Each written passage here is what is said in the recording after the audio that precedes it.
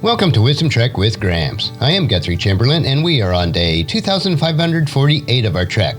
The purpose of Wisdom Trek is to create a legacy of wisdom, to seek out discernment and insights, and to boldly grow where few have chosen to grow before.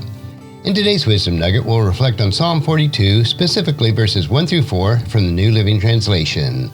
Psalm 42 is a deeply personal and emotional psalm capturing the longing of the soul that feels distant from God. It is attributed to the sons of Korah, a group of temple musicians, and it beautifully expresses the heartfelt yearning of God's presence. In these opening verses, we find imagery that speaks of seasons of spiritual dryness, a trust for God, and memories of past joy. Let's begin by reading the passage together. Psalm 42, verses 1 through 4. As the deer longs for streams of water, so I long for you, O God. I thirst for God, the living God. Where can I go to stand before him? Day and night I have only tears for food, while my enemies continually taunt me, saying, "Where is this God of yours?"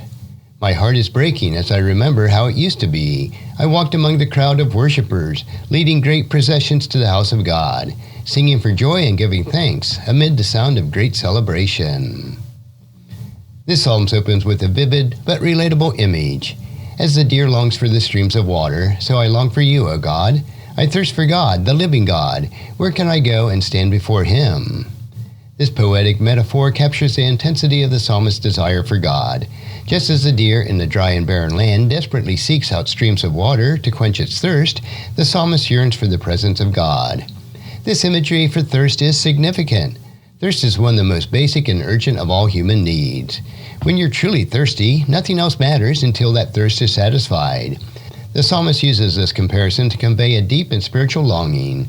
His soul is parched, and only God's presence can quench it. Think of a traveler lost in the desert, searching desperately for water. Every moment without it increases their longing. In a similar way, the psalmist feels spiritually dry, yearning to experience the refreshing presence of God once again. Many of us have experienced seasons when we felt distant from God, longing for that connection we once had. This psalm reminds us that such a longing is natural and even healthy. It is a sign for our soul's deep desire for its Creator. The psalmist also refers to God as the living God, emphasizing his longing isn't for rituals or traditions, but for a real personal relationship with God who is alive and active. When we ask, "Where can I go and stand before him?" he's expressing the deep desire to return to the temple, the place where he once felt closest to God. In our lives, we may not always feel the nearness of God, especially during difficult seasons. But just as the psalmist thirsts for God, we too can cultivate a longing for his presence. When we feel spiritually dry, instead of turning to distractions, we can turn our hearts to God, trusting that he will satisfy our deepest needs. In verse 3, the psalmist shares his emotional state. Day and night I have only tears for food, while my enemies continually taunt me, "Where is this God of yours?" This verse paints a picture of deep sorrow. The phrase, tears for food, conveys that his grief is so overwhelming that it has consumed his appetite. He is nourished only by his sadness. The psalmist also mentions the taunts of his enemies, who mock him and question God's presence. "Where is this God of yours?" This external ridicule adds to his internal anguish. It's hard enough to endure spiritual dryness, but hearing others question your faith can make it even more painful. Imagine a person going through a tough time, perhaps dealing with an illness or loss, and instead of receiving support, they hear the doubter asking, "Where's your God now?" Such words can cut deeply, especially when your faith feels fragile. The psalmist's experience reminds us that during seasons of spiritual dryness, external pressures can magnify our struggles. Despite the weight of his sorrows and the voices of doubt around him, the psalmist doesn't give up on God. Instead, he pours out his heart, demonstrating that even in a moment of despair, we can bring our honest emotions to God. If you've ever felt overwhelmed by life's challenges or faced doubts from others about your faith, know that you're not alone. The psalmist's tears and struggle show us that it is okay to grieve and question as long as we keep turning toward God. He can handle our honesty, and he invites us to lay down our burdens before him. In verse 4, the psalmist reflects on our happier times. My heart is breaking as I remember how it used to be. I walked among the crowds of worshipers, leading great processions to the house of God, singing for joy and giving thanks amid the sound of great celebration. This verse highlights the psalmist's deep sense of loss. He recalls a moment when he was surrounded by fellow believers, joyfully worshiping in God's house. These memories, while precious, now bring a sense of heartache because of the current experience is so different. He longs to return to those days of joy and connection with God and his people. The phrase, "my heart is breaking," shows us that remembering past joys can sometimes intensify present sorrows. However, these memories also serve as a reminder of God's faithfulness in the past, offering us hope that joy can be restored in the future. Have you ever looked back on a time in your life when everything seemed to be going well, when you felt close to God, surrounded by supportive friends, and full of joy? During difficult seasons, these memories can be bittersweet. They remind us of what we're missing, but they also give us hope that such times can come again. The psalmist's reflection encourages us to hold on to the hope that God, who was faithful in the past, will be faithful again. Even when we feel distant from him, he hasn't changed, and he will lead us back to a place of joy and worship. Psalm chapter 42, verses 1 through 4, offers key themes and lessons that are deeply relevant to our lives today. First, longing for God is helpful. Spiritual dryness is a natural part of our faith journey. When we feel distant from God, that longing can draw us closer to him, just as thirst leads us to seek water. Second, honesty in prayer is essential.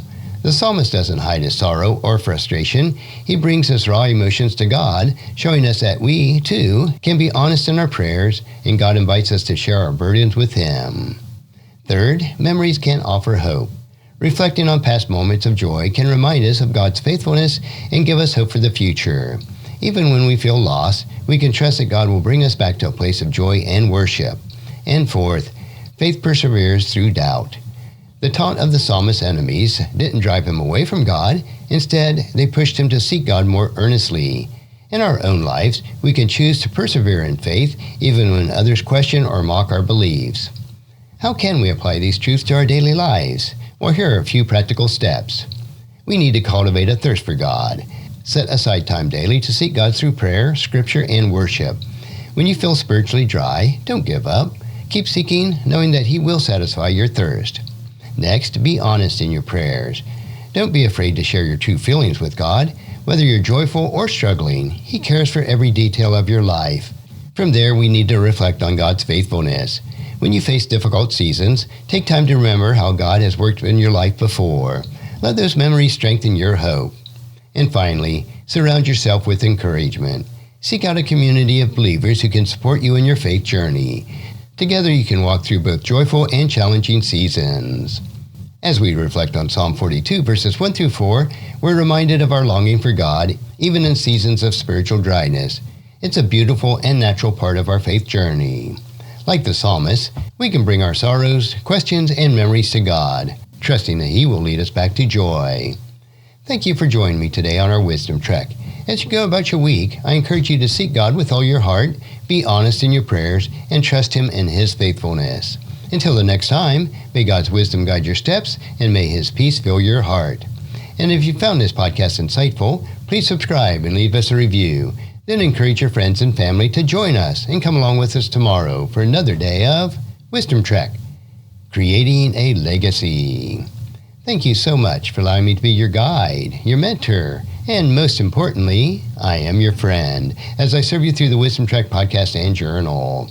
And as we take this trek of life together, let us always live abundantly, love unconditionally, listen intentionally, learn continuously, lend to others generously, lead with integrity, and leave a living legacy each day. I am Guthrie Chamberlain, reminding you to keep moving forward, enjoy your journey, and create a great day every day. See you next time for more daily wisdom.